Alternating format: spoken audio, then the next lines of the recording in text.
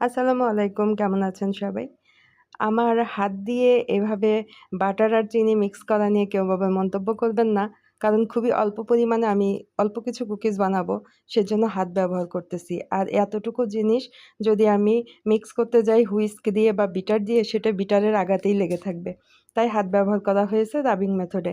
So এখানে খারাপ কোনো মন্তব্য করবেন না প্লিজ। আর যেহেতু আমরা নিজেরাই খাবো, এটা কোনো কাস্টমার ডিমান্ড না। এটা ঘরের জন্য বানানো। আর আমি যখন কাজ শেখা হয় তখন প্র্যাকটিস মোমেন্টে বানানো হয়েছে, কিন্তু নিজের জন্য বানানো হয়নি। কুকিজগুলো দেখতে খুব একটা ভালো না হলেও টেস্ট কিন্তু খুব সুন্দর এসছে। কারণ 100% সব অথেন্টিক জিনিস দিয়ে বানানো। আর এটা আমি গ্যাস ওভেনে বেক করেছি। কালারটাও দারুণ এসছে। তো এভাবে যদি কেউ বানায় থাকেন কমেন্টে বলে যাবেন। আমার কুকিজটা কিন্তু যখন একটা স্মেল আসতেছিল এত ভাল লাগতেছিল, আলহামদুলিল্লাহ।